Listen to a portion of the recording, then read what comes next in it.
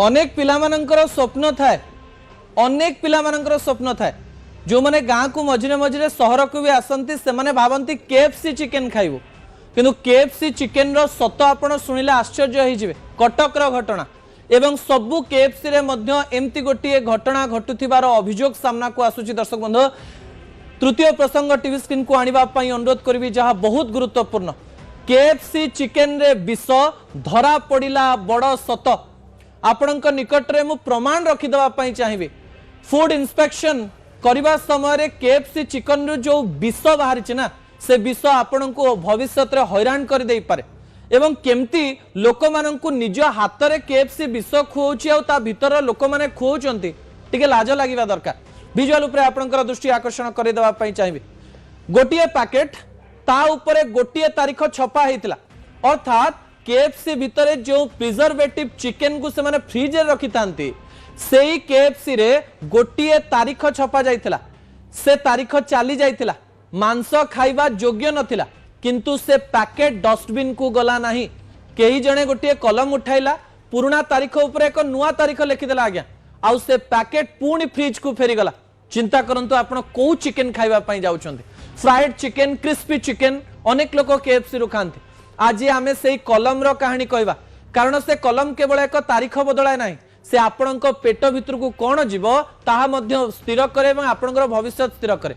आउ सबुठारु बड़ कथा से खाद्य आपणको फ्री रे मिले नाही आपण निज पॉकेट रु 100 टंका देकरी किनंते। केएफसी रे नॉर्मल चिकेन भी 250 टंका रु आरंभ होता है। प्रथमे आसंतु तथ्य को देखिबा बिना प्रमाण रे हमें काहाकू दोषी कहबा नाही किंतु प्रमाण जहा कहूची ता लुचेइबा मध्य नाही। कोन रहिछि यह केवल आजिर कथा नुहे केवल गोटे सहर कथा नुहे। चलित मास अगस्त 16 तारिख में कर्नाटक मैंगलोर रे एक केएफसी आउटलेट रो खाद्य निरापत्ता अधिकारी माने आकस्मिक चढ़ऊ करथिले।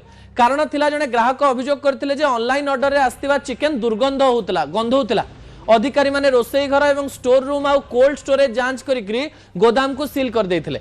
नमूना लैबोरेटरी को पठा जाइछि रिपोर्ट आसिले परवर्ती कार्यानुष्ठान हबो। सेही अभियान रे मैसूर रो 3टी होटल को मध्य रेड करा जाइतिला। आज आम कटक रे घटना घटी। गत सप्ताह रे सीडीएस सेक्टर 6 रो 2टी होटल सील होइतिला। अधिकारी माने सेठारे देखिले जे पुराना दही व्यवहार करा जाउची भेजाल पनीर व्यवहार करा जाउची आ फ्रिज भितरे मास मास धरी जिंस रहउची। एबे पूरा कथाटी होची चिकेन रे कोन होउची मांस पई गोटिए डेंजर जोन अछि 5 डिग्री सेल्सियस रु 60 डिग्री मध्यरे। एही परिसर रे बैक्टीरिया प्राय 20 मिनिट रे 2 गुण होई जाय। गोटिए बैक्टीरिया 4 घंटा रे प्राय 4000 गुण हो जाए। दर्शक बंधु कंचा चिकेन फ्रिज 4 डिग्री तले रहे फ्रोजेन हेले -18 डिग्री तले रहे आउ थरे तरलाइबा परे पुणी फ्रिज करबा अत्यंत आहुरी विपज्जनक। आज्ञा केएफसी एया करूची आउ एहा को कहा जाय कोल्ड चेन। एही श्रृंखल थरे भांगी गले पैकेट उपरर तारीखर आउ कोनोसी अर्थ नाही भितरर मांस ता पूर्वरु ही खराब हे सारी थाए। आउ एही अवस्था रे चिकेन भितरे को अतिथि माने आसंती से अतिथि मानकर नाम कहूची।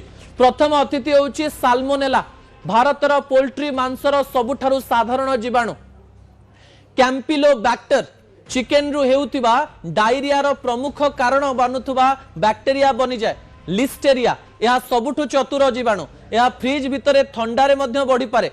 स्टाफाइलोकोकस ऑरियस यह आसे मनीष हाथरु जदि हाथ धुआ न जाई फ्रोजन चिकेन को धरिबे एई चिकेन रे सब जिंस जानिबा। एबे आसंतु सेही जिक्ति को जिबा जहा प्रत्येक थर सुनिबा को मिले अरे चिकेन तो 180 डिग्री तेल रे भजा हुए एते गरम रे तो सब जीवाणु मरि जाउथिबे किछि तो हबनी किंतु यह अधा सत अटे आउ अधा सत सबुठु विपज्जनक।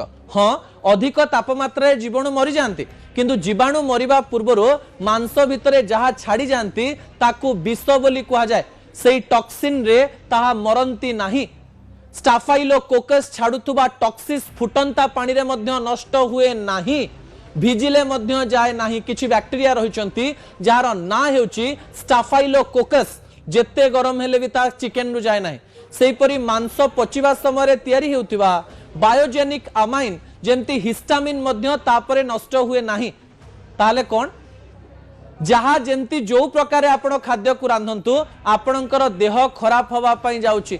2 रु 6 घंटा भितरे जदि टॉक्सिन थाए अचानक बांती हबो पेट जंत्रणा आरंभ हो जिवो आपणकु झाड़ा हबो। 12 रु 72 घंटा मध्यरे साल्मोनेला ज्वर ठंडा करबा सहित पानी झाड़ा एवं मुंड बिंधा करिवो।